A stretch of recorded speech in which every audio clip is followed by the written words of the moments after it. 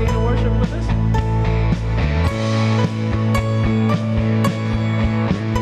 Oh, come all ye faithful, joyful and triumphant.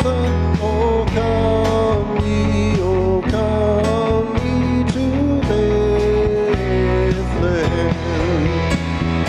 Come and behold him, born the King of angels. Oh, come, let us adore him. Oh, come, let us adore him. Oh, come, let us adore him, Christ the Lord. Sing choirs of angels, sing in exaltation,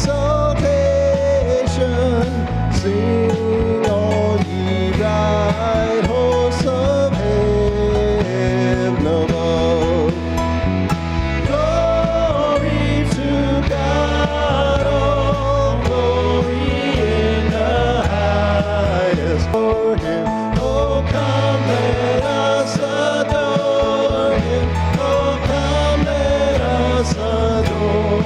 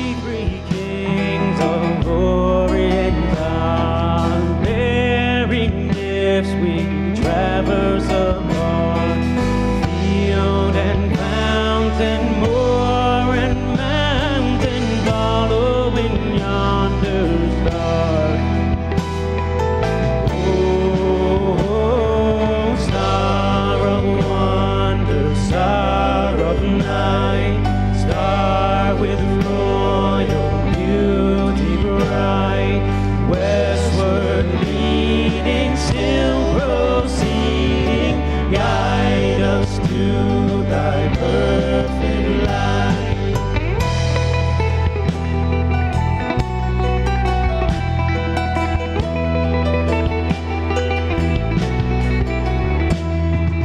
Born a king on Bethlehem's plain, gold I bring to crown him again, king forever ceasing, never over us all to reign.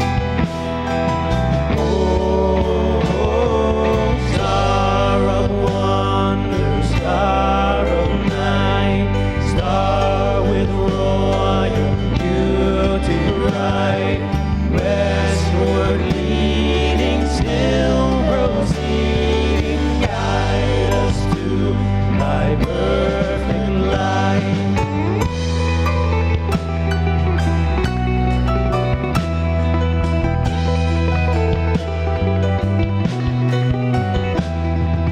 Myrrh is mine, its bitter perfume breathes a life of gathering gloom, sorrowing, sighing, bleeding, dying, sealed in a snow.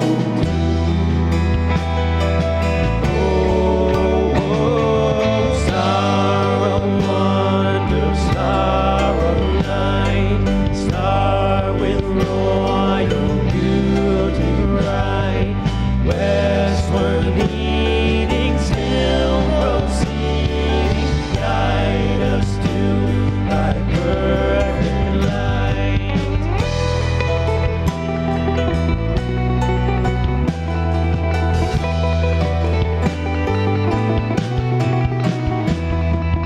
Glorious now, behold him arise, King and God and sacrifice.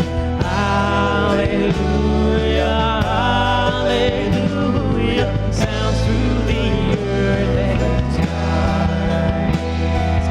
Oh, star of wonder, star of night, star with royal beauty bright, westward leading, still proceeding, guide us to thy perfect light.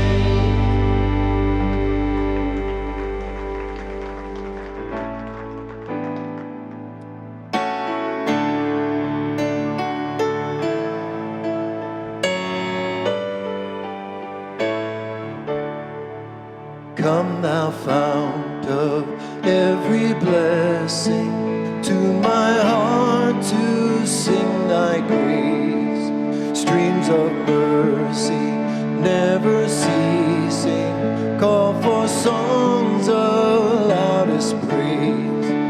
Teach me some melodious sonnet, sung by flaming tongues above. Praise the mountain fixed upon it, mount of thy redeeming love.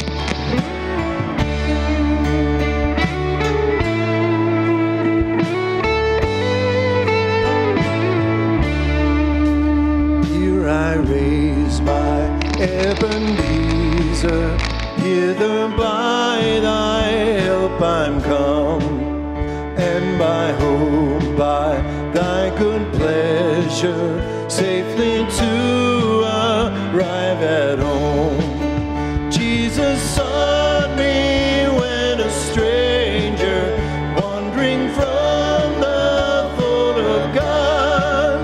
He to rescue me from danger interpose his precious blood.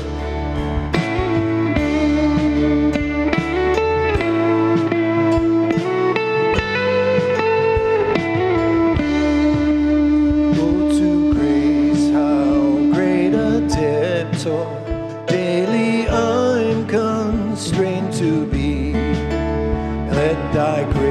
Lord, like a fetter, but my wandering heart to Thee. Prone to wander, Lord, I feel it. Prone to leave the God I love. Here's my heart, Lord, take and seal it for Thy courts above. So here's my heart, Lord, take and seal it for Thy courts above.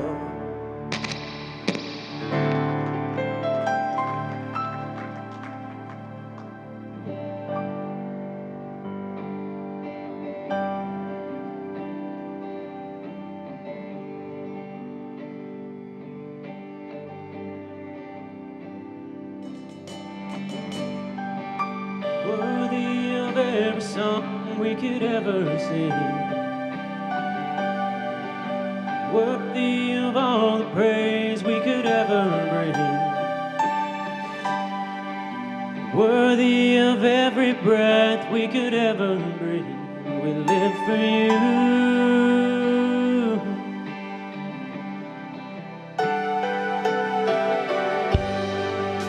Jesus, the name above every other name. Jesus, the only one who could ever save. Worthy of every breath we could ever breathe. We live for You. Oh, we live for You. Holy, there is no one like You. There is none beside You. Open up my eyes in wonder and show me who You are, and fill me with Your heart and lead me into love to those around me.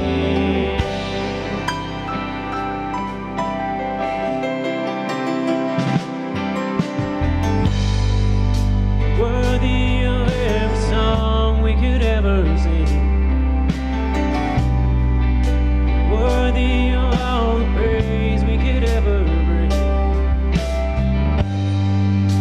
worthy of every breath we could ever breathe. We live for You.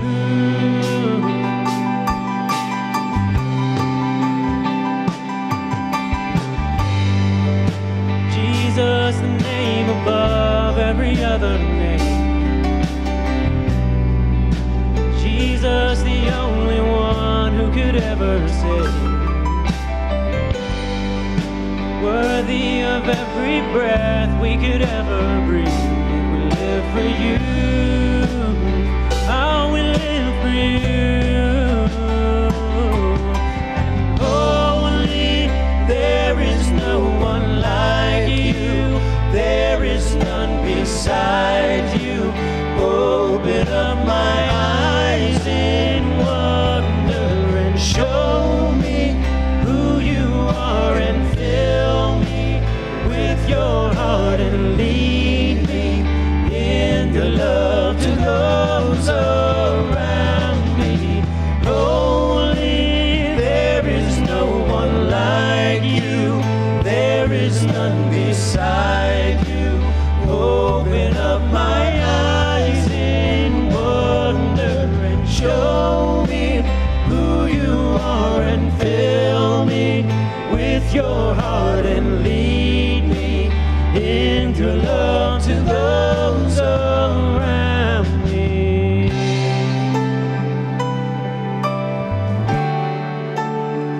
Lead us into love.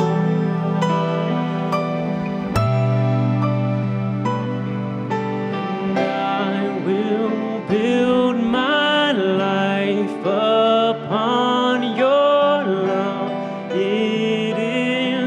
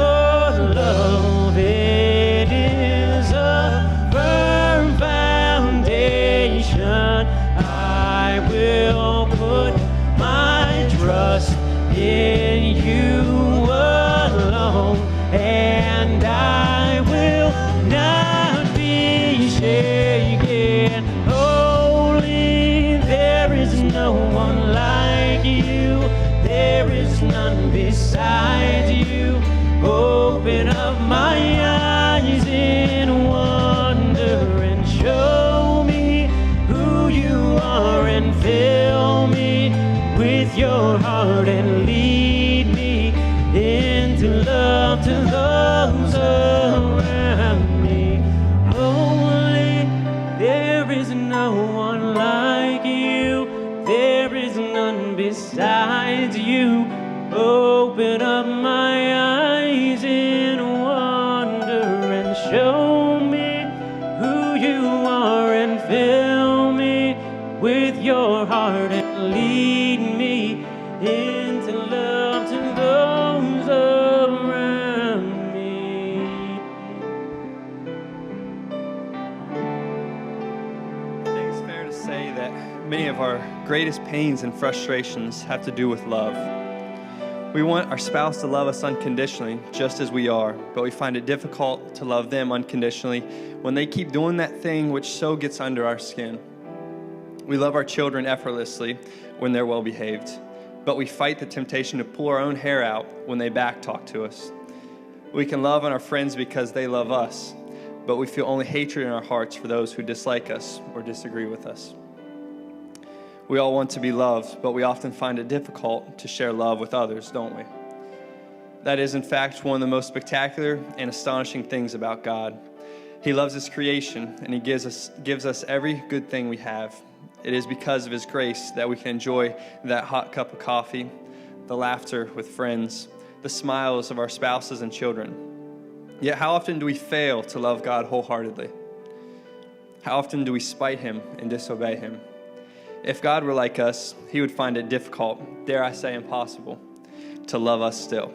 But not only did He still love His people, though they failed to love Him and even became His enemies, He loved us so deeply, so greatly, so dearly, that He was willing to do the unthinkable. The Father asked His only begotten Son to leave the glories of heaven, to be born in a dingy town, to grow up despised and rejected, and ultimately to die for those who hated Him, so that they might know the love of their God, that it might warm their hearts, and that they might be saved.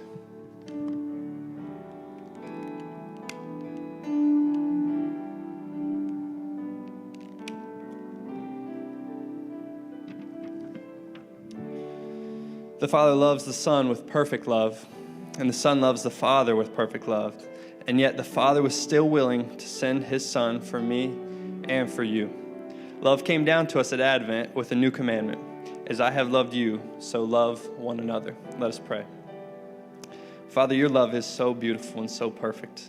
We can't even comprehend it, Lord. It's that great. Lord, we ask that this morning you would infiltrate our hearts. Fill our hearts, Lord, with your love so we can be more like you. And we can go show the world that we are Christians by our love. In Christ's name we pray. Amen. Go ahead and greet your neighbor. Say hello to someone this morning.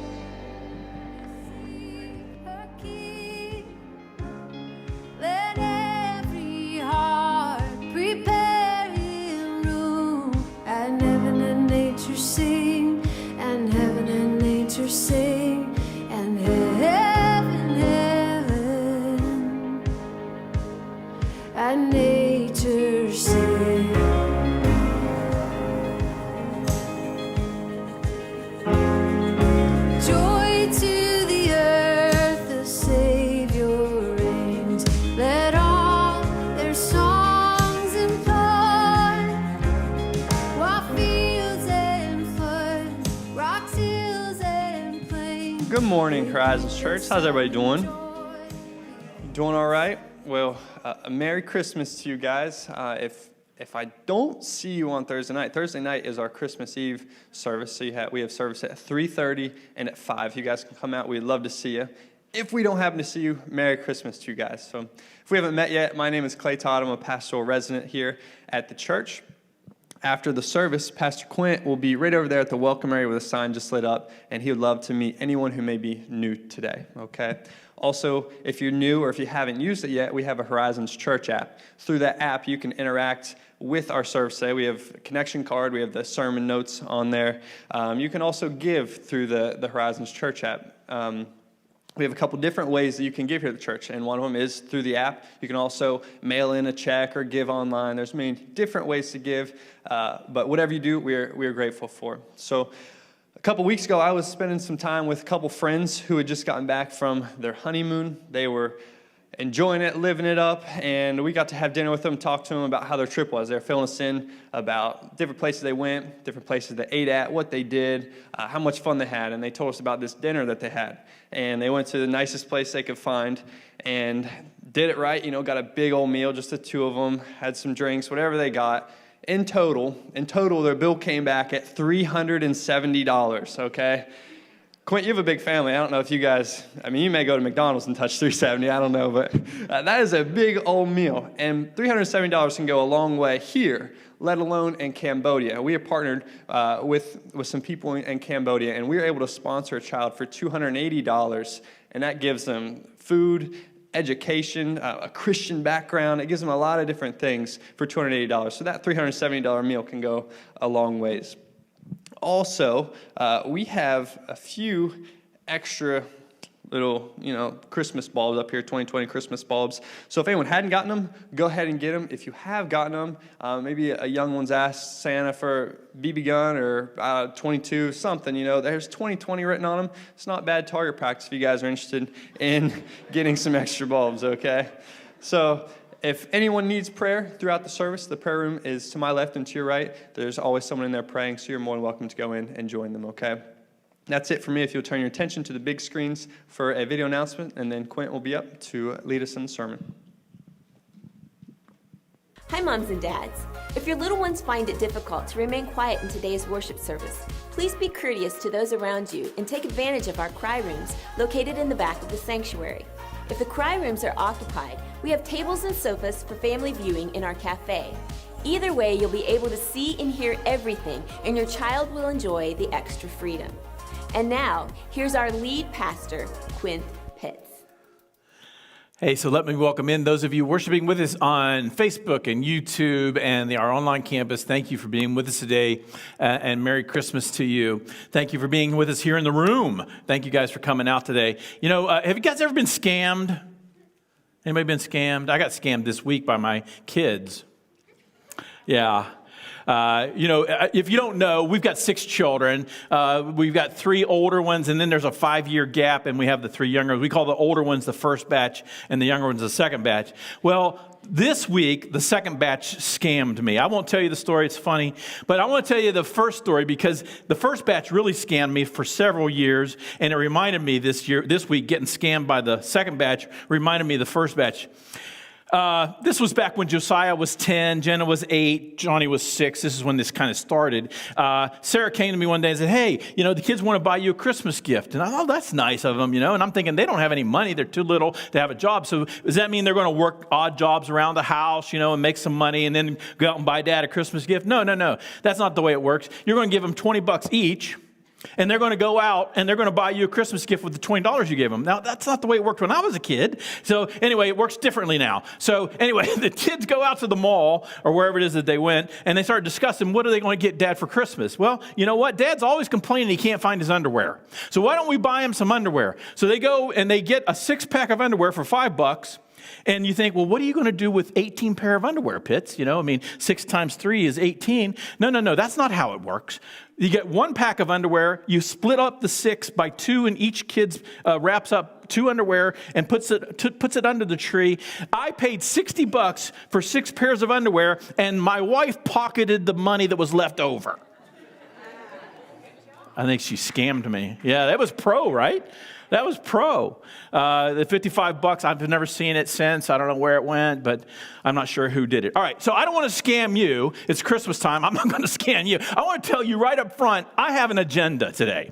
Is that all right? I'm going to tell you right up front what my agenda is. If you're here today and at one time in your life you pray to receive Jesus, or maybe you asked Jesus into your heart when you were a little kid, or someplace along the way you became a Christian, you got saved, and maybe you followed it up with water baptism. Maybe you went to church, several times a week or once a week. Maybe you read the Bible or prayed, and that was your life at one point. And then there was a point where you kind of walked away from your faith. There was a point where, maybe it was a boyfriend or a girlfriend that kind of persuaded you to leave the faith. Maybe it was an atheist professor at college who kind of shamed you out of your Christian faith. Maybe you just had some bad church experiences. We've all had those, right? Because churches are just full of people, and people have bad experiences. experiences. So maybe it was disappointment with God. Maybe you kept praying about something and it didn't happen, and your disappointment with God kind of motivated you to walk away. Whatever that was and whatever story that is. And by the way, I'm not judging you. There's not a single human being in our church who will judge you about that kind of stuff, because everybody does what they think is right at the moment, right? So we've got a church filled with people who that's their story. In fact, if I had to put a number on it, I'd say 60% of Horizons folks have done what I just told you about. They had a relationship with God, they walked away from that relationship, and now they've come back to Christ. And that's what I want to happen today. That's my agenda, okay? I'm going to tell you right up front. My agenda is, if you have had a relationship with Jesus and you've walked away from that relationship, my agenda for you today is I want to actually ask you to re-engage with Jesus. I'm going to ask you to take a step. Maybe it's just a baby step, but I'm going to ask you to take a step towards recommitting, re-engaging with Christ, all right? Is that fair? That's my agenda right up front. And here's the cool thing. I think this is cool anyway. You know that this is true. If you're sitting there and that's your story and you're kind of distant from God right now, but here you are, you're in church, there is something that dings on you once in a while, isn't there? There's just something that dings on you. Sometimes it dings your conscience, when you're doing something that you know is wrong, and it kind of dings your conscience. Sometimes you find yourself having a conversation with this God that you're not even sure you believe in anymore. And it's kind of weird when you recognize that you're doing that, because you're not even sure you believe in this God that you're talking to. But folks, that's the unstoppable voice of God in you. And the cool thing is, it ain't ever going to stop.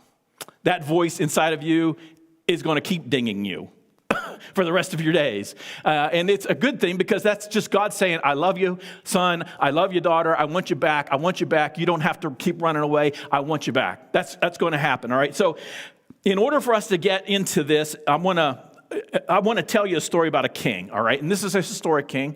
You can go look this up if you want to in the history books. Everything I'm about to tell you is actually factually accurate, all right? This actually happened. It's not fake. It's a true story.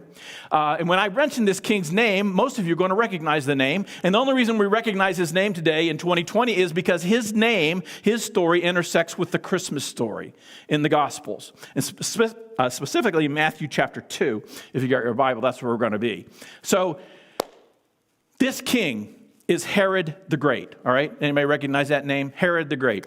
And again, the only reason we recognize his name is because he intersects with the story of Christmas. He was the king of Judea, which is on the map there. And the reason we know him is because he was the king of Judea, where Jesus was born, and he was born in Judea. And we don't know much about Herod from the Christmas story, but what we do know about Herod in the Christmas story, we do not like, right? He's kind of the villain of the piece. But here's what I've noticed as I've studied Herod's life outside of the Bible. I went back this week and looked at some history. I went back and kind of researched some things. And what I think about Herod is I can identify with this good dude. And I think a lot of you are going to identify with this dude, because guess what? He's a king, and guess what? I want to be a king, right? Anybody else want to be a king? I want to be a king. I want to do what I want, when I want, with whom I want. I don't ever want to get fat. I don't ever want to get old. I want to control my world. That's what kings do. I want to do that. So there's a little bit of Herod in all of us. I want God to help me build my kingdom. I don't want God competing with my kingdom. And that's what we're going to find out that Herod had to deal with. So Herod was the client king over Judea. When I say client king, do you know what I'm talking about? He was a client of the Romans. He was there because the Romans put him in power. And he knew that was the only reason he was in power was because of the Romans. But he was a brilliant guy. He was smart. He was bold. Man, he was just bold off the charts. He was courageous, did some really radical things. He was a great builder. He built cities. He built a wonderful seaport called Caesarea. He built fortresses like Masada. I don't know if you've ever studied Masada. That was an amazing place that he built there. He was known for rebuilding the Jewish temple in Jerusalem. That was a huge accomplishment that he had on his watch as king. And he was pretty much a smart guy. Herod ruled at the pleasure of the Romans. He knew that, so he did everything he could to keep the Romans happy. That's the way you function, right? You want to keep your boss happy. So Herod, do you recall when you were in high school or college studying a guy named Julius Caesar? Anybody remember studying him? Did anybody of you ever read the Shakespeare play, Julius Caesar? Because Shakespeare wrote a play about it, a lot of people think it's fake. It was just made up. That's not true. Julius Caesar lived he became very powerful in Rome, and he was indeed assassinated by Roman senators on March the 15th, 44 BC. We know the date that it happened even. And these Roman senators conspired against him, waited till he got in the Senate, and they basically pulled out their daggers and killed the man. It was kind of a mass murder on one guy. Well, Caesar had a nephew named Octavian, and he had a really good friend named Mark Antony. And Octavian, who was the nephew, and Mark Antony, who was a friend, when they heard what these senators had done, they said, we ain't having none of it. And they started tracking these guys down. They wanted justice for their friend and their uncle, Julius Caesar. So we're going to track these guys down, and we're going to kill every one of them. And they did that. It took them a while, but they tracked down everybody who had anything to do with the conspiracy to murder, assassinate Julius Caesar, and they killed them all. So that left Octavian and Mark Antony as the two most powerful men in the Roman Republic. This is before the Roman Empire. They were the two most powerful men in the Roman Republic. And here's what happens when you have two roosters in the hen house. You got trouble when you got two roosters in the hen house. And sure enough, a civil war broke out between Octavian and Mark Antony in the year 31 BC. Now, it wasn't a very long war because Octavian's forces overwhelmed Mark Antony's forces. And here's all that's going on. Well, all this civil war is going on. My man Herod is watching from a distance in Judea. And guess what? Herod is really good friends with one of the combatants, Mark Antony. In fact, he's had a very long friendship with Mark Antony. He was in the habit of sending lavish gifts to Mark Antony. He even sent lavish gifts to Mark Antony's mistress, the Queen of Egypt. Anybody remember her name? Antony's mistress, anybody remember? Cleopatra. All right, so in fact, Herod entertained Antony and Cleopatra in his palace. He had parties for them occasionally. He was good friends with these guys. And so when they went to war, Octavian and Antony went to war, guess who Herod backed? He supported his friend Mark Antony in the Civil War. And when he realizes in 31 BC, August, when that army of Mark Antony gets destroyed and Mark Antony and Cleopatra run off to Egypt together, he knows he's in trouble. Herod in Judea knows, I backed the wrong horse. So he's in trouble, and he knows it. He's already seen how Octavian treats his political enemy. He tracks him down, and he kills him.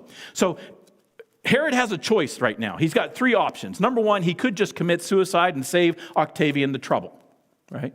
And if you look in the history books, a lot of people did that in the ancient world. When they got on the wrong side of a new king and they knew they were on the wrong side of a new emperor, they just said, you know what? I know I'm dead. I'm going to do it on my terms, not his. And they just killed himself. But Herod loves himself way too much to do like that happen. So he's not going to kill himself. The second option he has is he could just run away. He could try to run away to Egypt. He could join his friends Antony and Cleopatra in Egypt. But you know what? Kings are always found out, man. They do not have a good way of laying low, these kings. They like their opulent lifestyle, they like their riches, and they are almost, it's like a guy riding around in a Ferrari trying to be invisible. You can't be invisible riding around in a Ferrari. So he knows he can't really run away, and he doesn't want to run away because he likes being king of Judea. Third option, he could just hunker down. He could just say, you know what? Nobody cares about Judea. It's the backwater of the Roman Republic. I'll just stay here, and hopefully people will leave me alone. Well, he's not the kind of guy who will hunker down. Here's what he did. He threw out all those options, and he did one of those radical things in all of ancient history. He gets on a ship in Israel, and he sails to the island of Rhodes, where Octavian has a palace. And guess what he does? Think about the audacity of this. He saunters up to the palace of Octavian, knocks on the door, and says, I want to speak to the emperor. Because in the meantime, Octavian declared himself an emperor of the new Roman Empire, and he claimed his title that we know him more as Caesar Augustus. Octavian became Caesar Augustus. So Herod walks into his palace. One of Octavian's servants says, hey, Octavian, you're never going to believe this, but Herod, the king of Judea, is out in the lobby waiting for you. What? You mean the dude who backed Mark Antony against me in the Civil War? Yeah, I want to talk to that guy. Hold him. Well, Octavian comes into the room where Herod is, and Herod launches into one of the most brilliant speeches in political history. Basically, he tells Octavian, he says, Octavian, I have been a friend of Mark Antony for so many years. And when I'm a friend of somebody, I stay a friend of them. I am loyal to them to the very end. I was loyal to Mark Antony before the war. I was loyal to Mark Antony during the war, and I am loyal to my friends up until the very end. That's the only thing you really know about me, Caesar, is that I am loyal to my friends. And here today, Caesar, I pledge my loyalty to you. From this day forward, I will be your most loyal friend that you can find, and I will pledge my loyalty to the Roman Empire that has just been formed. It was brilliant. It was audacious, and Octavian ate it up hook, line, and sinker. In fact, he was so impressed with Herod's audacity, he said, I'm not just going to confirm on you the king of Judea, I'm going to expand your territories. And he gave him a bunch of new land to be the king over. That is King Herod, all right? We only read a little bit about him here in Matthew chapter 2, but he was a man who was obsessed with controlling the outcomes. He was obsessed with it. There's a little bit of Herod in you, and there's a little bit of Herod in me, because we often obsess about the same thing, right? It's one of the ways we can identify with Herod. There's nothing wrong with desiring to control the outcome. Nothing wrong with that. In fact, a lot of people call that good leadership. A lot of people call that being proactive, desiring to control the outcome. But when you demand to control the outcome, that's when you have problems. We learned about that when we were doing the 7 deadly sins, right? Remember, we looked at anger. We read in James chapter 4 about how that anger comes because we desire something and we allow that desire to morph into a demand.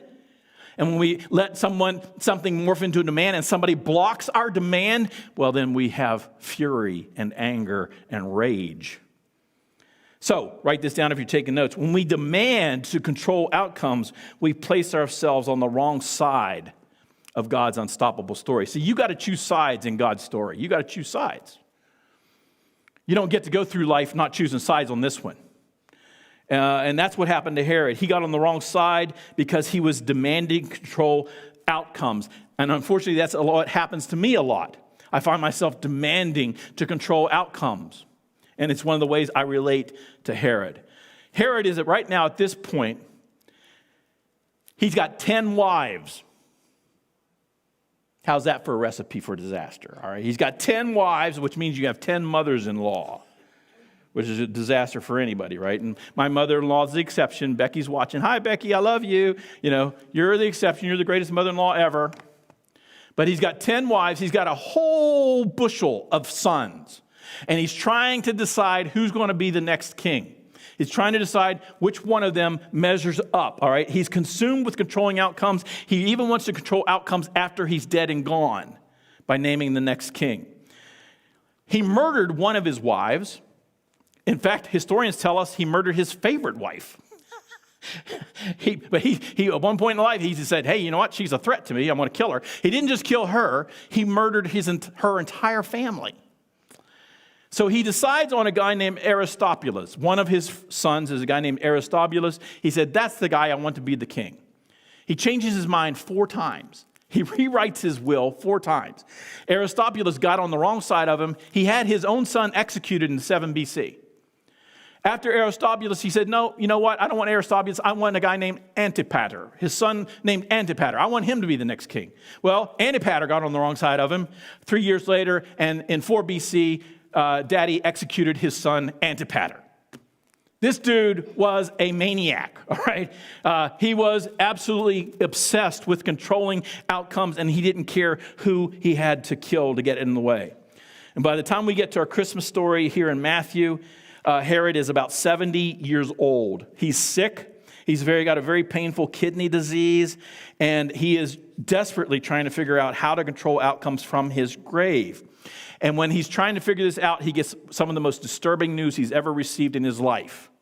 All right, he's just kind of in the palace one day, and one of his minions comes in and says, sir, you're never going to believe this, but there are a bunch of foreigners walking around Jerusalem, and you can tell they're wealthy by the camels that they're driving. They got wealth, they got power, they got influence, and they are walking around asking everybody who will listen to them, where is he who is born king of the Jews?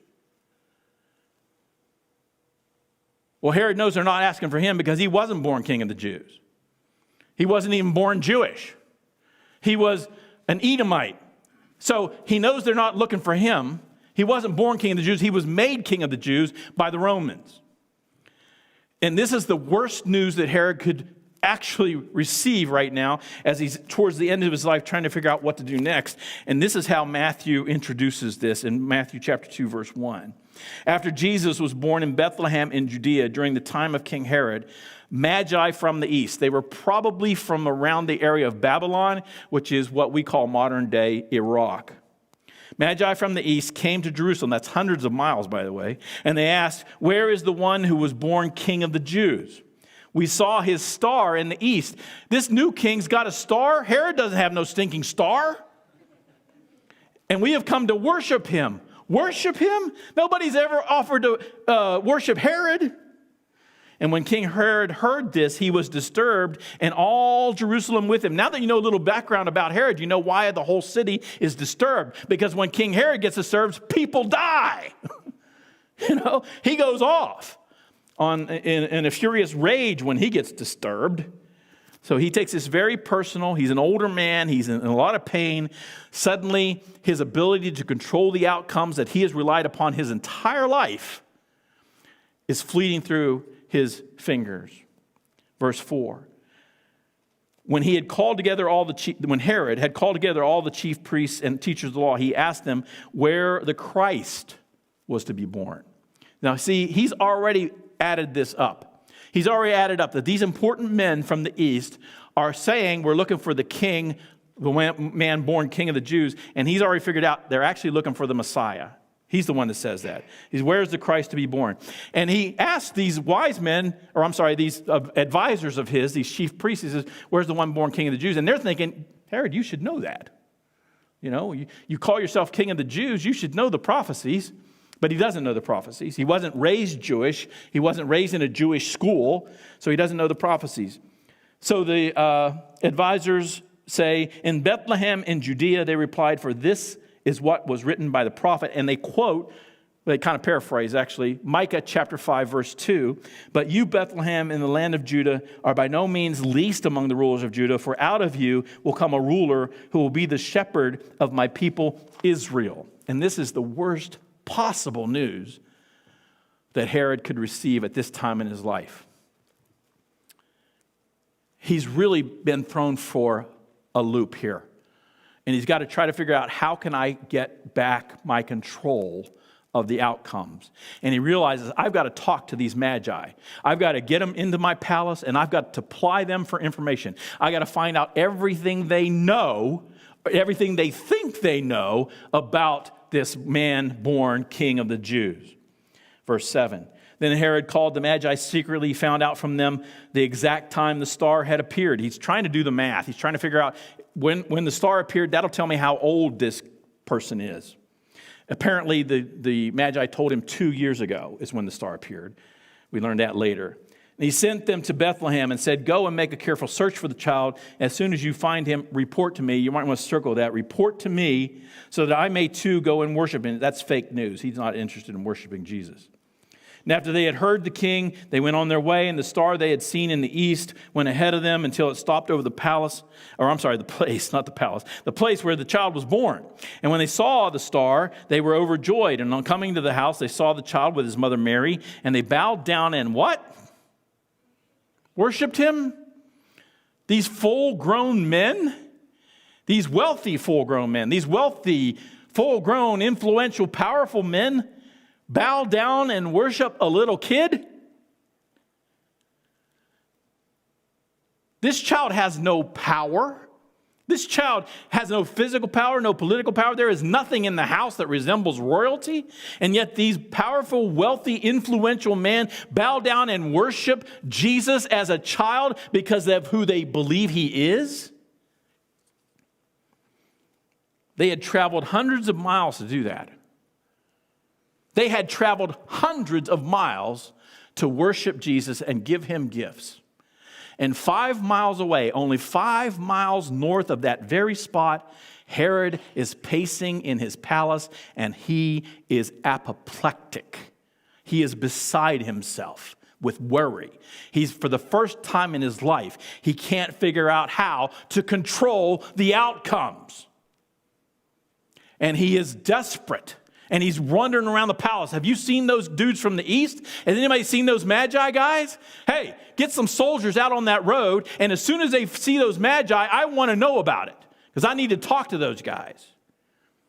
And he's in the last year of his life. He doesn't know that he's in the last year of his life, but he's in the last year of his life, and he is in pain, and he's confused, and he's clenching his fist at God, and he will not do what these humble men who've come hundreds of miles to do, just worship Jesus. No way Herod is going to worship anybody, especially this little pretender king.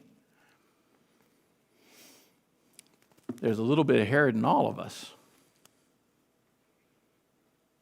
You see, I get this. I get this.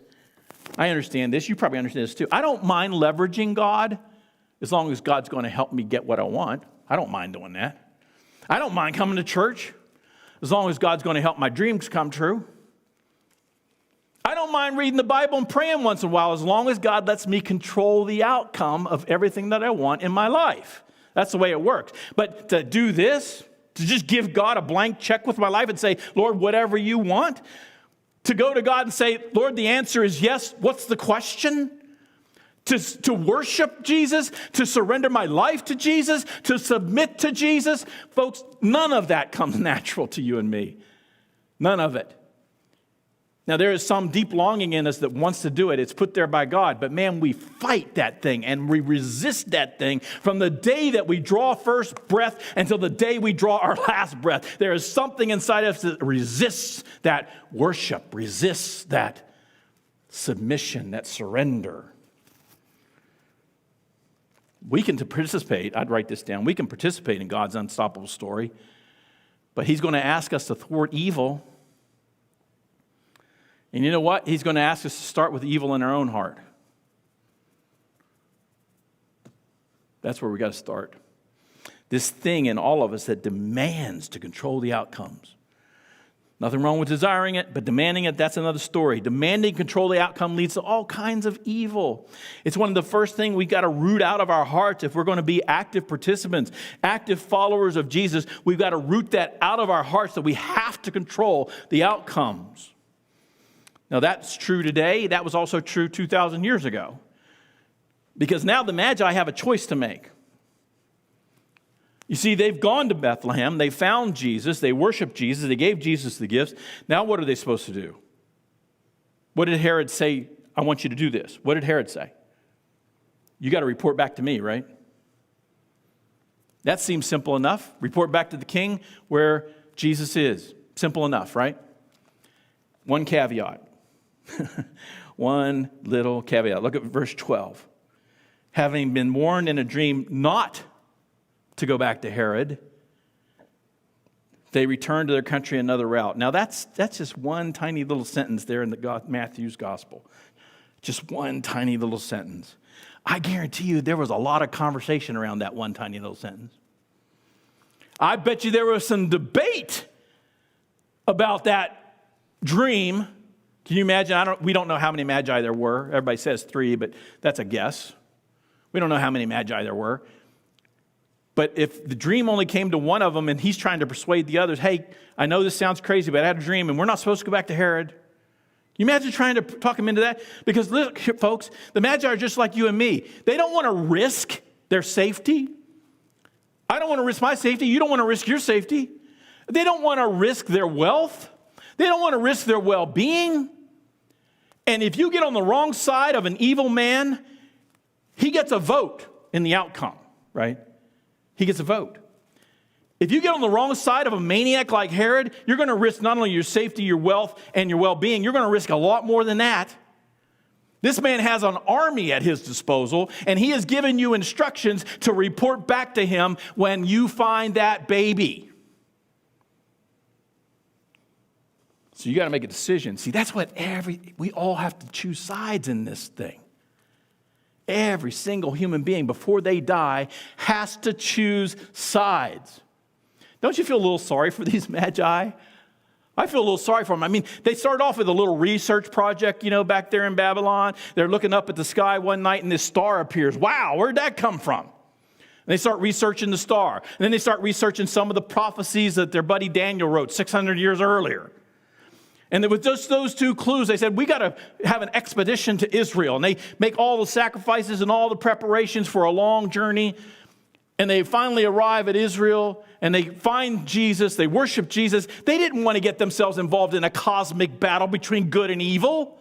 That wasn't what they set out to do. They just wanted to worship Mary's child. And here they are on the battlefield of a cosmic battle. And folks, when you're in a firefight, you don't get to be neutral in a firefight. And you don't have much control of the outcomes when you're in a firefight. You just got to pick up a weapon and decide who you're going to shoot at in a firefight. You don't go into the middle of a battlefield, wander in the middle of a battlefield and say, hey guys, don't shoot me, I'm just neutral here. You got to choose sides. The Magi had to choose sides, and they did. And it was risky business. And just like the Magi, if I'm going to be on the right side of God's unstoppable story, I'm going to be asked to oppose evil. And every time I oppose an evil man, the evil man gets a vote in the outcome. That's the way life works. These Magi did not intend to get involved, but here they are. Men and women of faith have stepped up and stood up to evil since the dawn of human history, since the birth of the church, and it is still happening today. Look around you. People at our church are standing up to evil every single day, every single week. In fact, just let me give you a little example, all right? This may not seem like much to you, but I'm telling you it's huge, all right? 15-year-old young man came to me this week, said, I'm going to sponsor 2 of the Cambodian orphans this year. Now, what does that mean? Do the math. That's $560 for a 15-year-old boy. He works at a fast food restaurant. He has to work a month to get $560 worth of wages. He said, I'm going to sponsor 2 Cambodian orphans with my month of sacrifice.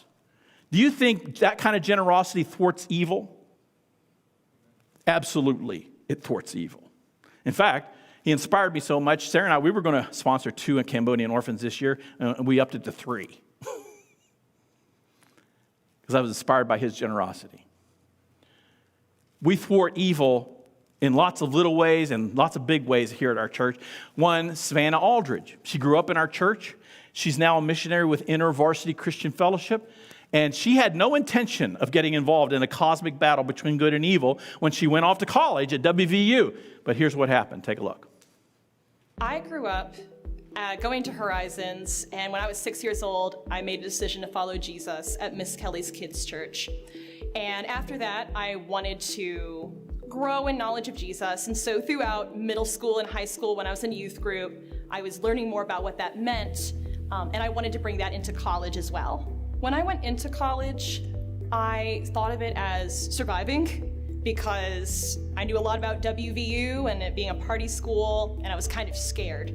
So what I planned on doing was I prayed for Christian friends, and I wanted to keep up reading the Bible, going to church, praying, and saw it as keeping away from the crazy stuff happening.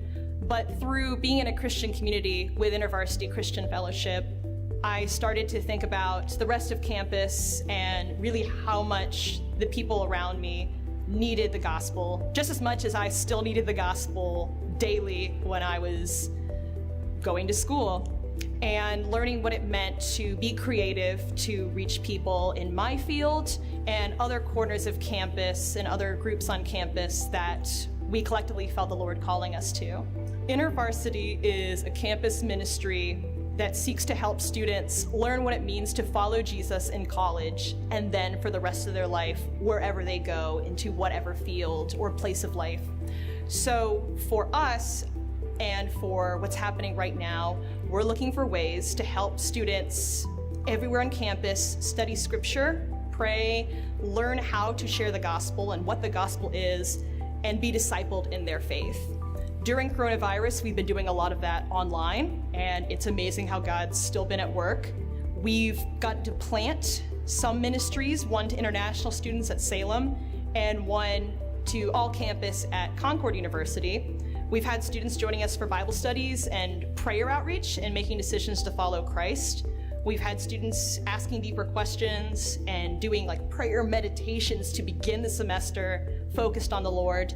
And we hope to keep doing that on campus when we get to go back in person. Our long-term goal is we want every campus in West Virginia to have an active campus ministry, whether that's InterVarsity or partnering with other churches and groups to help students hear the gospel at community colleges, state schools, private schools, everywhere in our state. And we want to do outreach in person of reaching students by playing Frisbee. We know a student who made a decision to follow Christ after being in a spike ball tournament on campus and looking for places to pray and to just see what the Lord's doing in person. We can definitely do that online, but it's a lot more fun to do in person. I focus at West Virginia Wesleyan College, Davis and Elkins College, and trying to plant at Alderson Broadus. Horizons has been praying and financially supporting ministry basically since I started working for campus ministry, and they've been my biggest donor and supporter, so I'm so grateful for that. I just got fully funded, and so I'm now getting to work absolutely full-time on campus in the area, and so I wanted to say thank you to Horizons and everybody who's been supportive along the way. Isn't that a great story? And when you support our missions work, through the Easter offering and the Christmas offering, you support our Cambodian ministry and people like Savannah who are ministering right here. Let me ask you something. Do you think sharing the gospel of Jesus Christ on college campuses is thwarting evil? Absolutely. So, let's take a look back in Jerusalem here with our boy Herod, all right? Verse 16. When Herod realized that he had been outwitted by the Magi, he was furious. That's what happens when I make a desire to control outcomes a demand to control outcomes, right? We learned that when we were looking at James chapter 4 back in the anger sermon in the 7 deadly sins. Every time I let a desire morph into a demand, somebody blocks my demand, I get furious. That's what happens to Herod. He says, okay, so you won't give me the boy? You won't give me one child? I'll show you. I'll kill them all. He gave orders to kill all the boys in Bethlehem. Can you imagine? And its vicinity, who were 2 years old and under, in accordance with the time he learned from the Magi. This man had spent his entire life controlling outcomes. He's not going to let a few stargazers and a little carpenter family from Nazareth thwart him. Well, they did thwart him.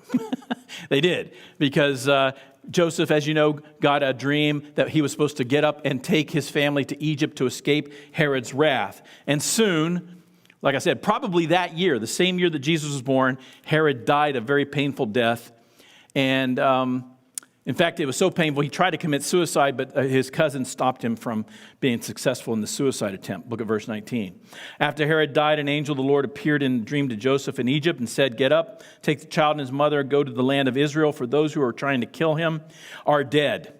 And in an instant, Herod the Great became nothing more than a footnote in God's story, the unstoppable story of Jesus Christ. Think about that for a minute. All his plans, all his efforts, all the machinations, all the evil decisions that he made to control the outcomes, all in an instant gone, in an instant, thwarted by a few good men, some stargazers, and a carpenter's family from Nazareth. Try as he might, Herod could not derail God's plan of salvation, and he could not eliminate the King of Kings. Now, I would like to imagine for a moment if we could explain that to him today. Can you imagine? If there was some way we could pull Herod up out of hell and sit him there on the front row and explain to him what's been going on for the last 2,000 years since he died. And we would say, Herod, the good news is everybody, at least once a year, all around the world, reads your name. Everybody knows who you are. They don't think about your rule. They don't think about your son. They don't think about his story. They don't think about your story. They don't think about the Jerusalem temple that you built. They don't think about that beautiful seaport at Caesarea. They don't think about that amazing fortress at Masada. You know why people think about you every single week or every single year in December? Is because they know you as not Herod the builder, they know you as Herod the butcher. Everybody for 2,000 years knows that you were the king who murdered little boys. What a legacy from an evil man who demanded to control the outcomes. And it didn't have to be that way, Herod. It didn't have to be that way. You were only 5 miles away from the birth of the King of Kings. You could have chosen a different side, Herod. You could have chosen to humble yourself like the Magi did. You could have said, I'll worship this king. He's really no threat to me. But you chose the wrong side. And now everybody knows you as Herod the butcher. And that brings us to us. You see, somebody is going to tell your story one day. Everybody in this room, we're all going to have somebody tell our story. What's that story going to be like? Because you and I have to choose sides too. Are we going to be people who resist God? Are we going to be known as the guy or the gal who resists God and shook his fist at God all through his life? Are we going to be known as the man or woman who worshiped God? Are we going to take our cue from Herod? Or are we going to take our cue from the Magi? Are we going to be people who they talk about and say, you know what, there was a time when he walked away from the faith. There was a time when she abandoned her faith, but she came back. It was that crazy year, 2020, right before Christmas. And this person made a commitment to Jesus and they never looked back. And they spent the rest of their lives making a difference, thwarting evil and spreading good news. And they made a difference with their lives, and a lot of people have been affected by them. Folks, that's one of, they're going to tell one of two stories about you and about me. And we're choosing right now what they're going to say. Everybody has to make a decision. Everybody has to choose a side. So here's what I'm going to ask you to do, all right? I told you, this is my agenda. If you are in that boat, you know, one time you were walking with the Lord, or maybe you never walked with the Lord. Maybe this is the first time you've been in church forever. I don't know. But today you want to choose a side. And today you want to say, you know what? I know it's crazy. As crazy as it sounds, that little voice inside of me is still there. You know, that little thing that dings my conscience, it's still there. I still, for whatever reason, I find myself in church today. And for whatever reason, I'm listening to you talk today. And folks, God sets you up, man. I hate to tell you that, but God set you up by bringing you here today. Don't take that as a threat. Take that as an amazing love that God has for you. He really does love you. He's just chasing you down. He's pursuing you. And that will never stop. So, would you take a baby step today in faith? All right, this is what I did when I made my first baby step in faith. It was November the 25th, 1979. A lot of you weren't even born then. But I was a high school sophomore, and I didn't know much about God, didn't know much about praying, didn't know much about church. But I knelt down beside my bed and said something like this: Lord, I know I've done a lot of things wrong. Would you please forgive me and come into my life? And I don't want you to just be a peripheral thing in my life. I want you to be the centerpiece of my life from now on. I want you to be the Lord of my life. And you know what, man? That changed the whole trajectory of my life.